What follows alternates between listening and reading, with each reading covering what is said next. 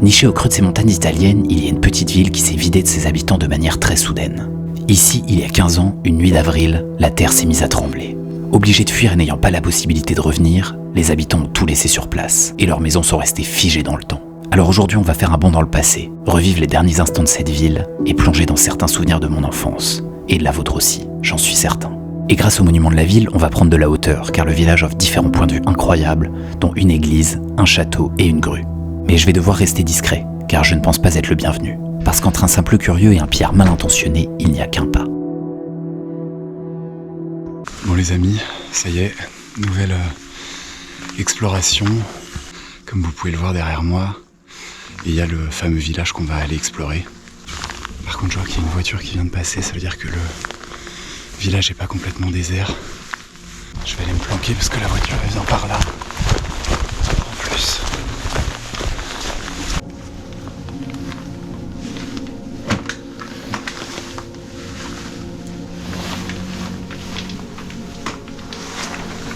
On voit la maison qui s'est complètement trouée, sûrement pendant le tremblement de terre.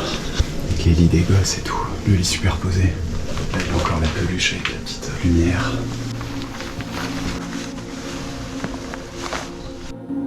Dès mes premiers pas dans le village et la visite des premières maisons, les stigmates de la catastrophe sont omniprésents. Et les effets du tremblement de terre sont glaçants. Les traces d'un départ précipité, des jouets d'enfants au milieu des décombres, et la nature qui reprend ses droits.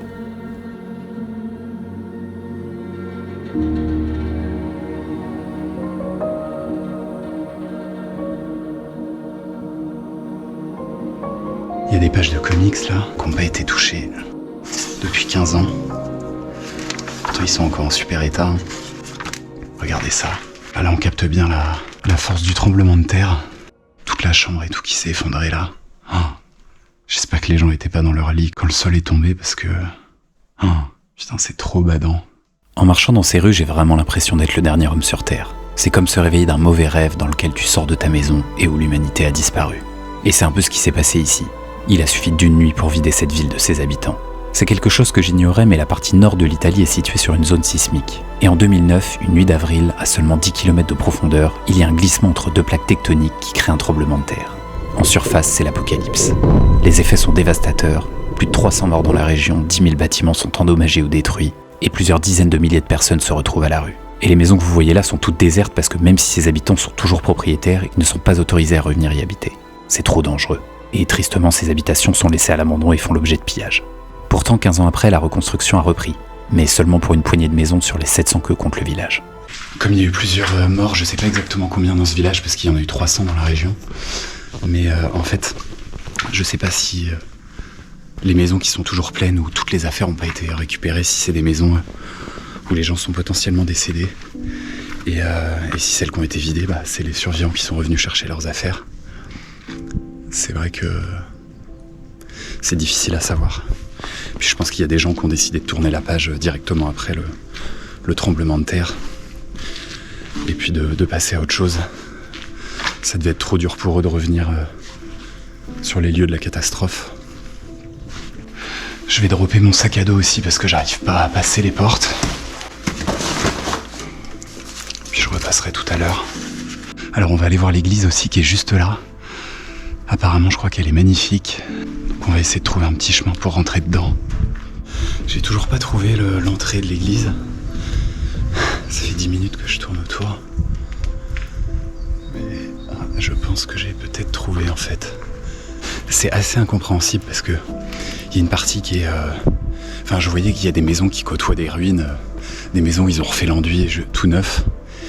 Et en fait on se dit, même si c'est chez toi... Tu te dis 15 ans après, est-ce que tu reviens habiter ici, au milieu d'un champ de ruines? Ça y est, j'ai trouvé l'église, les amis. Regardez ça. Comme vous le voyez, c'est consolidé par tous les échafaudages. Je vois qu'il y a la tour là-haut, là, je vais essayer d'aller faire un tour. Voir si ça tient.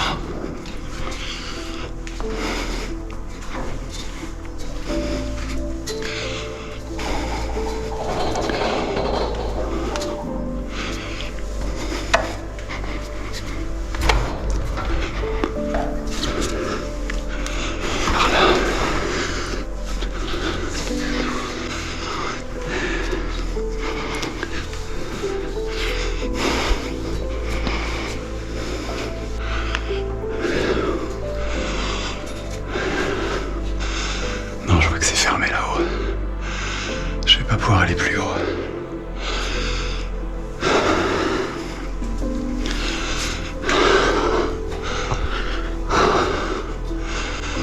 Ouais, c'est complètement fermé. C'est le clocher du coup.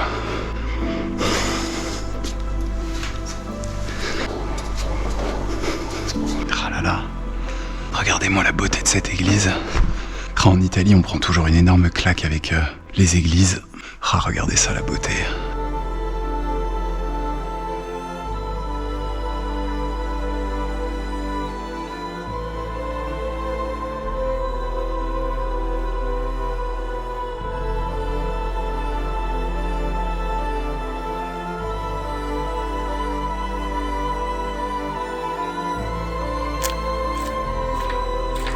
Je vois là qu'on a une petite vue aussi sur le château qui surplombe la ville qui est là-haut. On essaiera d'aller y faire un tour après, une fois que j'aurai fini d'explorer la ville, mais c'est tellement grand que y a tellement de maisons à explorer que c'est vraiment... Ah, là j'entends une voiture.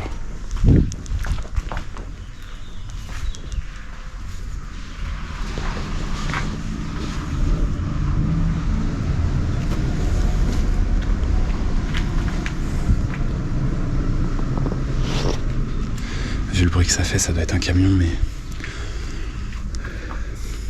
En fait, c'est juste que je préfère éviter par respect que les gens pensent que... Parce que j'imagine qu'il y a quand même eu quelques pillages. Et j'ai pas envie que les gens pensent que je suis un espèce de rôdeur ou quoi. Comme vous pouvez le voir aussi, hein, sur les plans, il y a plusieurs grues. Cette partie-là, elle est en reconstruction aussi. Je vais voir si je peux essayer de grimper tout à l'heure, avoir un petit point de vue sur le haut du village, ce serait sympa. De le surplomber de l'intérieur. On va voir ça. Très m'intrigue celle-là. Je sais pas si je peux rentrer par là. Est-ce que le balcon est encore solide? On dirait bien que oui. Waouh. Dans cette maison, on sent vraiment que les gens sont partis en catastrophe. Qu'il y avait plein d'enfants en plus. Il n'y a que des jouets de partout. Oh là là, regardez ça. C'est les marionnettes que j'avais quand j'étais gosse, ça. C'est des enfants qui doivent avoir mon âge maintenant en plus. Truc des tortues ninja. Et ça, c'est le placard à pharmacie avec les médicaments de l'époque. Ça, ça ressemble à du Doliprane, mais qui périme en 2011. Il y a plein de jouets aussi ici. Il y a même des cartes Pokémon. Magikarp. Les souvenirs. La vache. Putain, c'est vraiment une relique. Yu-Gi-Oh! C'est à l'ancienne. Putain, c'est dingue. En fait, les explorations comme ça fait vraiment remonter des souvenirs aussi d'enfance, surtout que là, j'arrive à m'identifier quand même aux jeux qu'ils avaient, donc c'est vraiment des cavernes d'Ali Baba qui ont été figées dans le temps. 2009, boum. Ça remonte, hein.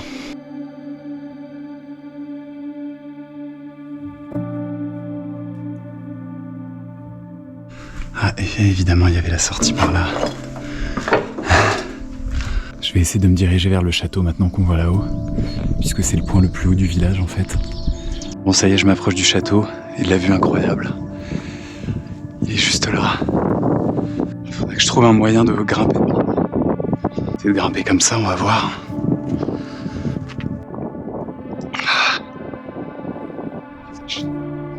Putain, ça fait haut là.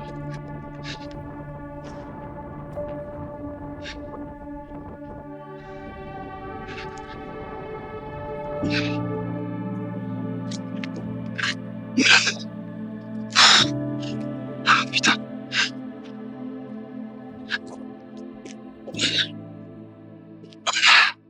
Je sais pas combien, 6-7 mètres là. On va essayer de pas tomber parce que ça fait une bonne chute.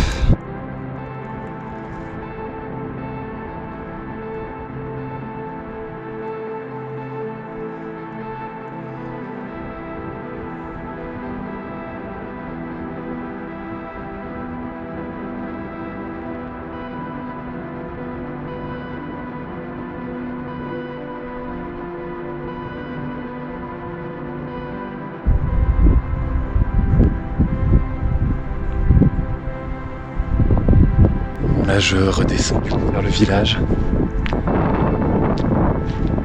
Il y a quand même un dernier petit truc que j'aimerais bien faire. C'est avoir une vue de la grue là-bas. Je vais voir si c'est possible. C'est pas sûr que j'y arrive. Bon, maintenant je vais aller récupérer mon sac. Et puis après, on va aller sur la grue. Je vais essayer de m'approcher de la grue et voir si on peut éventuellement monter dessus pour avoir une petite vue panoramique avant de partir. J'espère que mon sac est toujours là en tout cas. J'ai pas trop de doute, hein. C'est bon. Il a pas bougé. Allez, c'est parti. Bon, j'espère que je vais réussir parce que je suis vraiment pas serein et j'ai le vertige, donc rien n'est moins sûr.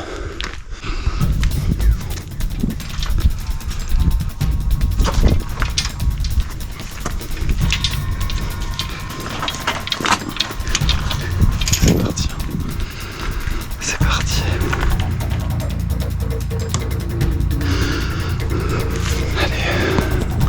C'est parti.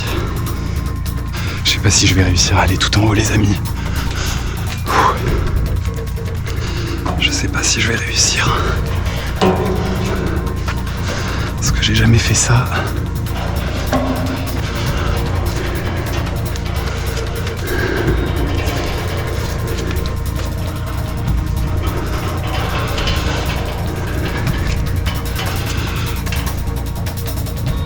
Après, faut que j'ai le temps de me barrer en plus.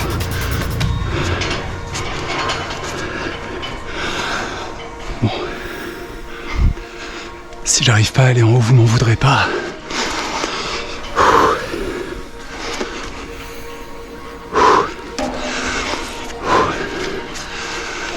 Putain. Allez, l'échelle elle était faite.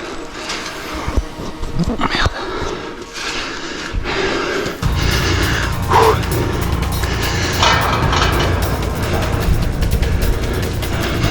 Putain. Ça commence à être haut là. Ah la vache. Putain.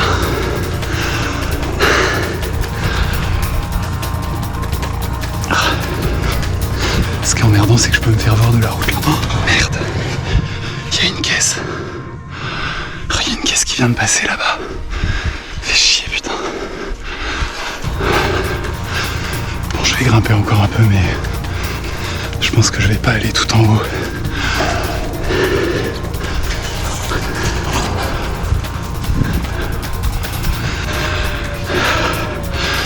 Oh la vue, putain.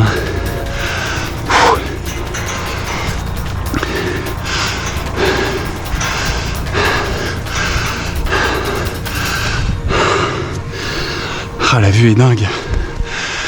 Ah, j'espère que vous kiffez.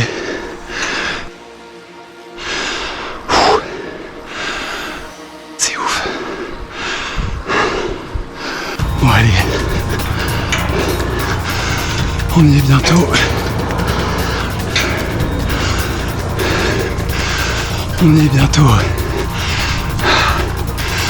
Ah putain. Ah la vache.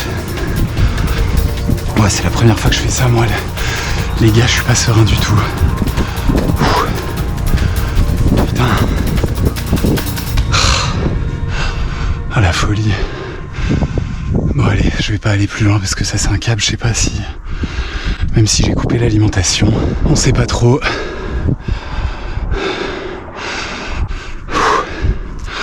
Oh la vache, je tremble de fou. Ça met une balle d'adrénaline. Putain. Bon bah j'espère que vous kiffez, hein. C'est haut sa mère. Je sais pas combien de mètres de haut là. Mais on va descendre. Allez. On se retrouve en bas. Allez. Maintenant on est sur le coup.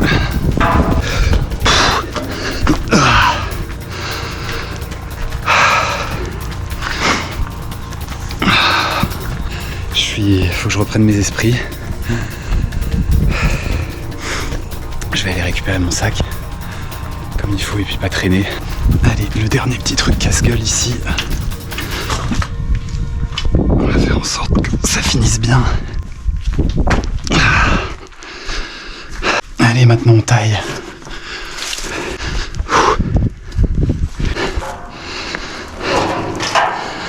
Bon les amis, hors des limites de la ville.